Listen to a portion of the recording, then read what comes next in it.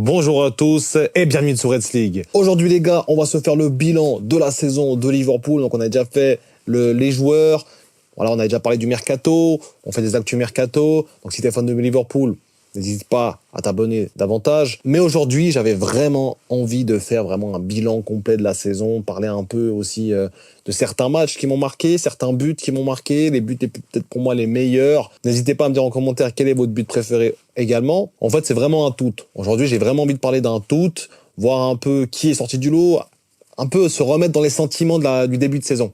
Tu vois, quand tu commences en mois d'août, mois de septembre, mois d'octobre, tu te remets dans des sentiments où tu es encore incertain, tu sais pas vraiment à quoi t'attendre. C'est un peu sur ça que j'ai envie de parler aujourd'hui.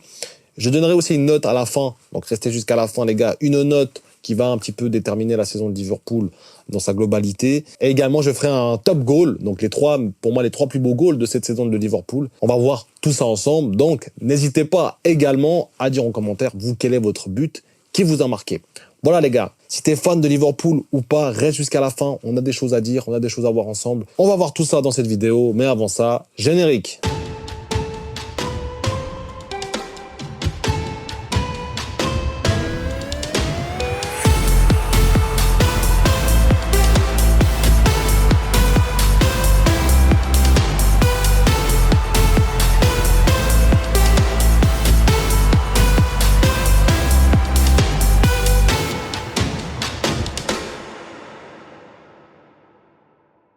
Donc les gars, je vais vous expliquer un petit peu comment on va répartir la vidéo. Je vais faire par tranche d'à peu près de 3 mois jusqu'au mois d'avril-mai, où là on va faire que 2 mois, mais voir un petit peu voilà l'état d'esprit qu'on avait depuis le mois d'août jusqu'au mois d'octobre. Donc la saison commence les gars, on est un petit peu incertain, il y a Salah qui est en dernière année de contrat, Van Dijk aussi, Arnold aussi, on s'attend pas forcément à une saison digne de ce nom, on s'attend à une saison, voilà, Ligue des Champions c'est cool, une coupe nationale c'est cool, mais on s'attend pas à gagner la première ligue forcément. Moi, j'ai vu qu'on jouait le titre à partir de la 3e journée, qui est d'ailleurs, je vous dirai après, un match très important pour moi dans cette saison-là. Mais à partir de la 3e journée, j'ai senti que Liverpool était capable de gagner le titre. Les 2 premières, voilà, ça tâtonne un peu. Il y a 2-0 au premier match contre Ipswich, 2-0 au deuxième match contre Brentford. Déjà, gagner Brentford, c'est pas facile, les gars, quand t'es dans Liverpool. Si t'es un vrai fan, tu sais que Brentford, aller-retour, c'est toujours très compliqué. Il y a peu de victoires par rapport au match joué. Il y a beaucoup de nuls. Pas de défaites, pas énormément de défaites, mais beaucoup de nuls qui nous coupaient quand même des points importants pour la course au titre, généralement. Donc on commence mois d'août, tranquille, voilà, Ipswich, Brentford, 4 buts 0 encaissés, c'est sérieux. On arrive vers le mois de septembre, et là on joue contre Manchester United. Et là les gars, là on peut dire ce qu'on veut, mais là c'est du très costaud. Quand on voit Liverpool dans ce match-là, alors c'est peut-être le pire United de l'histoire, mais avant qu'ils perdent ce match-là, ils gagnaient 1-0 contre Fulham. Ils ont fait un match nul après, je crois, mais c'était pas incroyable non plus, mais c'était quand même assez convaincant. C'était pas non plus complètement catastrophique. Après, on est à la 3e journée, tu peux pas vraiment savoir. Et quand tu vois Liverpool à cette 3e journée, c'était juste incroyable. Franchement, pour moi, je me mouille maintenant, je veux déjà vous le dire maintenant, pour moi, le match contre United est pour moi le meilleur match, le plus abouti de la saison de Liverpool. Au niveau de gérer le match, de mettre l'impact, de marquer, de passer, d'être spectaculaire. Je m'en souviens que le ballon, ça faisait des trucs que j'ai jamais revus dans un autre match cette saison. Donc c'est pour vous dire, les 1-2 Szoboszlai, bam bam, ça allait vite, c'était incroyable, c'était un match de fou à Old Trafford. Et là, tu te dis, ok, Liverpool, ils sont capables de gagner le titre. Même ici, j'avais fait ma vidéo exceptionnelle là, de Manchester United, là, on gagne 3-0. Je me suis dit, on va gagner le titre. Enfin, on va jouer le titre. Match d'après contre Nottingham, un des seuls matchs que j'ai pas pu débriefer, on perd 1-0. Je me souviens, je faisais de la randonnée, je crois, un petit peu en montagne. Et vas-y, je regardais pas le match. Je reviens voir le match et je vois 1-0 pour Nottingham. Mais je dis, attends, mais est-ce qu'il y a pas un bug? Genre, des fois, tu sais, ça marque match terminé, mais en fait, c'est la mi-temps ou vice-versa. Non, il n'y avait pas un bug, on a perdu 1-0. Ma grande surprise, j'étais, non, mais c'est pas possible, quoi, Nottingham et tout. Après, quand on voit ce qu'ils ont fait cette saison, bon, ils ont vraiment dégringolé sur la fin. Mais c'était pas non plus le Nottingham 16e du tableau, quoi. Donc voilà, moi personnellement, j'étais un peu dégoûté. Je me suis dit, ok, on retourne dans les travers de perdre des matchs un peu inutiles. En plus, à Anfield. Après, tac, ça reprend Bournemouth. Je crois qu'il y a Chelsea après. Après, il y a Brighton. Que des matchs de fou où en fait, on gagne tous les matchs après. On gagne d'ailleurs tous les matchs, à exception de quelques matchs nuls, jusqu'au mois de décembre. Donc on va un peu se faire le truc, les gars. Hein. On perd notre match au mois de septembre, là. On revient de cette défaite. On gagne tous les matchs jusqu'au mois de décembre quasiment. Alors il y a eu des matchs nuls après et tout. Pour moi, c'est quand même des matchs gagnés dans le sens où on perd plus un match. Ligue des Champions ou pas Ligue des Champions, on perd plus un seul match. Donc depuis octobre, allez, fin septembre, jusqu'à décembre, on est une équipe incroyable. On joue pour gagner, on joue pas pour jouer. Et là, ça commence à vraiment avoir un autre visage. Tu dis, ok, un Salah stratosphérique, d'accord. On commence vraiment à se poser des questions. On se dit, mais attends. Là, c'est Liverpool, là. Zéro recrutement, qui reprend les mêmes de la saison passée. Des Gravenberch qui montent en puissance. Des Szoboszlai qui, ok, pour moi, il est pas terrible sur cette saison-là, mais il montre quand même des choses intéressantes. Pour moi, c'est pas son poste numéro 10. Des McAllister qui est dans une continuité. Des doutes qu'on avait sur certains joueurs qui ont vraiment fait le travail, en fait. Des Salah en fin de contrat qui honorent jusqu'à la fin. Et ça, pour moi, les gars, Van Dijk et Salah, on pourra dire ce qu'on veut, mais honorer à ce point-là un contrat, alors que ton dernière année, c'est pas juste que tu as envie de faire bien ton travail. Parce que si tu aurais envie de faire bien ton travail, eh ben, Salah, il aurait marqué 20 buts, et puis il aurait fait 10 passes D, et puis il aurait fait très bien son travail. Mais quand il fait le double de passes D, alors voilà, il y a 8 passes D, d'accord, pas le double, mais quand après il continue encore, pour moi, c'est pas juste faire bien son travail, c'est aimer son travail, aimer l'environnement où il travaille. Et c'est pareil pour Van Dijk. Donc pour moi, ça, c'est vraiment deux joueurs qui m'ont, pour moi, touché cette saison, parce que au-delà du fait qu'ils ont fait une superbe saison, ils ont tout donné pour le club, quoi. Il faut vraiment qu'on se mette ça dans le crâne et qu'il y a très peu de joueurs aujourd'hui qui est capable de faire ça. De tout donner pour un club, t'es en fin de contrat, t'as plus rien à jouer, t'as tout donné déjà, entre guillemets, t'as tout gagné, t'as fait ton job. Mais non, tu veux gagner, tu veux donner de l'amour au club, et ça, je trouve ça juste incroyable. Donc, voilà, mois de décembre, on est Liverpool, la meilleure équipe d'Europe. On est décrite comme telle. Pour moi, il y a des lacunes. Déjà, tu vois sur certains matchs, quand Fulham ou quoi, où il y a des matchs où ça ronronne beaucoup, beaucoup trop. Mais on est quand même la meilleure équipe d'Europe. Janvier commence, les gars, de janvier à février. On est sur une équipe qui descend en régime, mais qui quand même arrive à garder cette envie de la victoire. Ce truc de vouloir gagner pour aller au bout. Moi, début janvier, t'as United où c'est cata, le match. Nottingham, c'est encore plus cata, parce que contre United, t'as l'opportunité de gagner le match, comme eux, ils ont l'opportunité de gagner le match. Contre Nottingham, on a quasiment aucune opportunité. Après, on joue Ipswich en fin janvier, 4-1. Tu dis, ok, bon, voilà, c'était pas folichon le match, hein, mais voilà, on gagne 4-1. Et là vient pour moi un des matchs les plus importants de ce titre, contre Bournemouth, les gars. Alors, il y en a plein qui vont me dire, ouais, pourquoi Bournemouth, c'est vraiment pas là l'équipe. Les gars, Bournemouth à cette époque-là, enfin à ce moment-là, au mois de février, c'était une équipe incroyable. Elle était sur je sais plus combien de victoires d'affilée. Elle a défoncé des équipes, je crois, comme Brighton, comme Nottingham. Ils avaient battu Arsenal, ils avaient battu City. En fait, ils avaient battu tout le monde. Ils étaient trop chauds.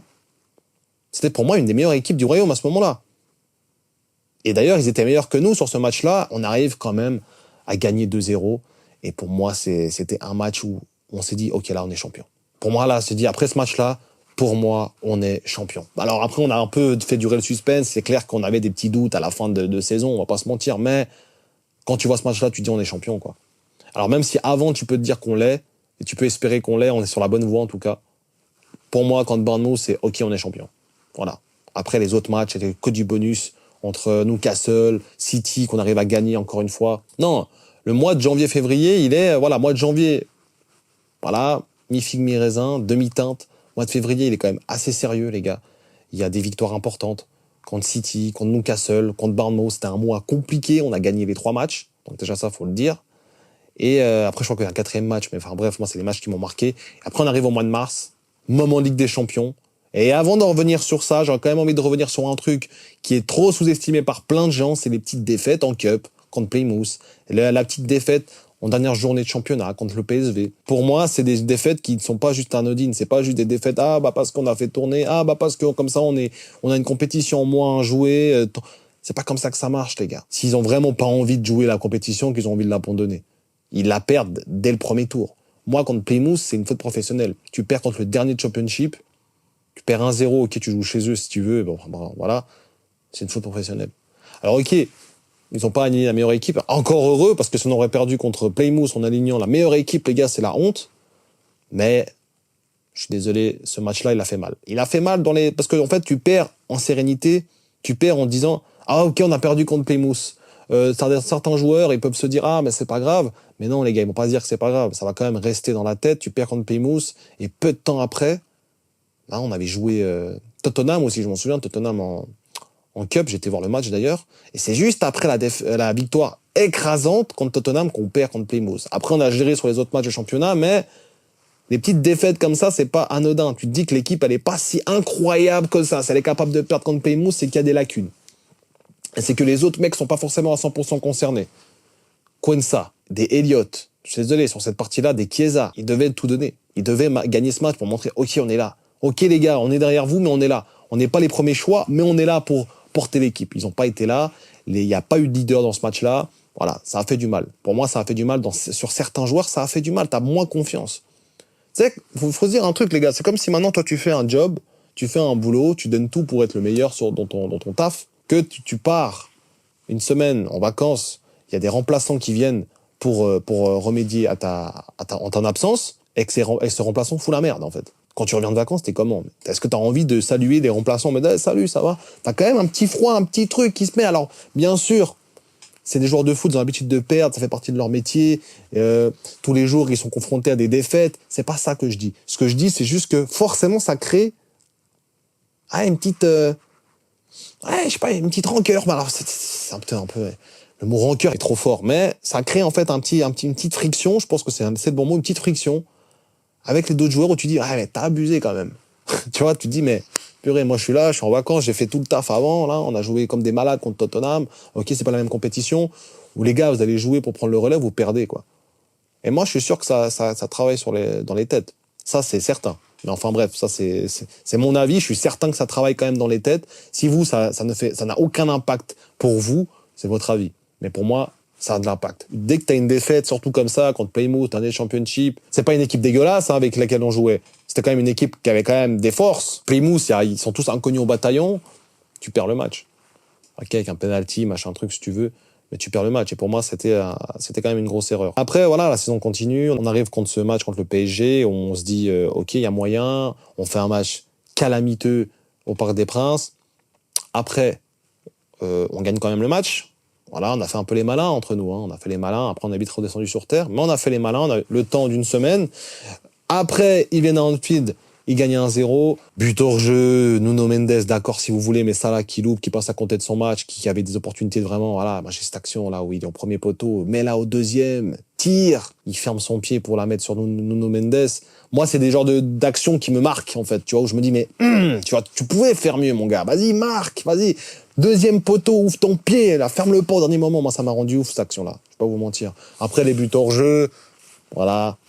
Match compliqué à digérer quand même si la victoire est méritée pour Paris. Elle n'est pas non plus méritée à 200%, mais elle est méritée. Et après vient un peu la descente où on perd aussi en finale de Cup contre Newcastle. Moi, j'étais sûr qu'on allait perdre. Alors moi, les gars, il y en a plein qui me traitent dégrillé, que j'ai pas confiance en l'équipe. Il y a des signes qui te trompent pas. Si tu vois le football, si tu vois les langages corporels, tu sens qu'il y a un truc qui va pas jouer. Et contre Paris, ils étaient usés. Tu joues contre Newcastle, une équipe qui est hyper dominante dans l'impact physique. Eux sont en pleine forme. Ils viennent jouer, ils viennent te taper. On n'a pas existé dans ce match-là. Et comme j'avais dit, qu'en fin de saison, après le match contre Chelsea, là, j'ai dit on va plus gagner un match. Et les 4 derniers matchs, je crois, ou les 3 derniers matchs, on va pas en gagner un seul. Bah, j'ai pas menti non plus, les gars. On n'a pas gagné un seul. Donc, en fait, c'est des petits trucs comme ça où tu sens que ça va se passer comme ça. Ça sert à rien de croire ou pas croire en l'équipe. C'est pas une question de croire ou pas croire, c'est une question de voir ce qui se passe. Et en fonction de ce que tu vois, tu peux te dire, ok. Et moi, de ce que j'ai vu sur cette fin de saison, après le match contre Chelsea, je savais qu'on allait plus gagner un match. Après la défaite en Ligue des Champions, je savais qu'on allait perdre en Cup parce que c'est des signes. Tu vois l'équipe. Donc, on arrive là, on perd en Cup et après, on arrive sur les mois un peu compliqués, un peu les mois où tu te dis, voilà, les mois d'avril, avril-mai, voilà, Salah qui est en sous-régime, il n'y a plus personne qui est vraiment concerné, on gagne des matchs à l'arraché contre des équipes qui sont nulles. Contre West Ham, par exemple, c'est une équipe qui est vraiment nulle cette saison, on a gagné le match à l'arraché. En fait, on voit le complet, tu dis, ok, il y a 2 mois qui sont pas bons sur les 7-8 mois de compétition. Donc, est-ce que c'est une saison ratée? Absolument pas. On fait le bilan maintenant. Je vais donner une note tout de suite sur cette saison qui, pour moi, est, je dirais pas légendaire, mais qui est quand même pleine d'histoire. entre un Salah qui écrase tous les records, entre un Slot qui débarque pour sa première saison, des jeunes joueurs voilà, comme Gravenberch qu'on n'attendait pas, hein, le départ d'Arnold qui est, pour moi, c'est ce que je disais dans le début de l'année, les gars, je disais que pour moi, si on doit perdre un joueur, c'est Arnold parce qu'il est plus facilement remplaçable que les deux autres. Voilà, c'est ce qui s'est passé. Donc, pour moi, ce serait vraiment le mot pour décrire cette saison de Liverpool. Ça serait vraiment impressionnant.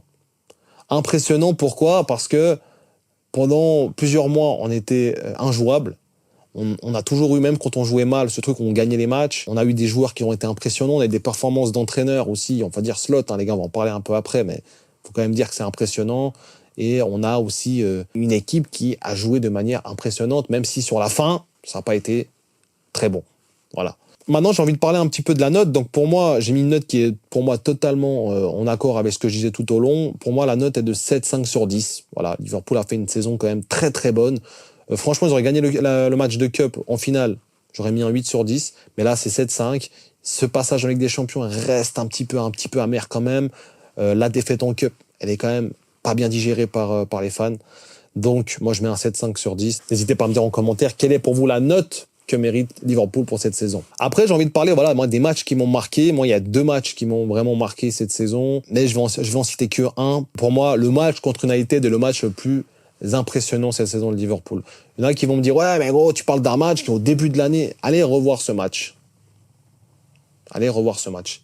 Il y a des choses qu'on n'a pas revues du tout au long de la saison. Les passes comme ça, les combinaisons, tout était fluide, tout était bien joué, bien réussi. On savait où on allait, on avait vraiment une structure de jeu. Mais moi, j'en voyais, je dis, oh là là, mais c'est incroyable comment on joue. On n'a pas joué comme ça toute la saison, c'est ça le problème. On a vraiment fait ça le temps d'un match. Et c'était pour moi le meilleur match de la saison contre United. 3-0, sans bavure, on aurait pu en mettre plus, largement plus en plus dans ce match-là. On était vraiment trop fort. Et après, ce qui me fait rire, c'est si je parle du meilleur match de la saison pour que le match d'après, on perd le match, quoi. Enfin, bref. Pour moi, c'est le meilleur match de la saison contre United. Et après, si je dois mettre pour moi les 3 plus beaux goals de cette saison, les goals les plus importants, les goals qui m'ont procuré le plus de frissons, c'est le but de McAllister. Déjà contre Tottenham, le fameux 5-1 à domicile, que j'ai trouvé, en fait, dans le sens où, faut voir le contexte, tu perds, je crois, 1-0, tu reviens 1 partout. Et là, il sort d'une frappe de nulle part, du gauche, bam, pleine lucarne, t'as l'impression qu'elle est téléguidée, la balle. Et l'émotion, parce que tu sais que c'est le but qui te met le 2-1 et que tu sais qu'après ce but-là, tu vas gagner le match. Et tu vas gagner le titre.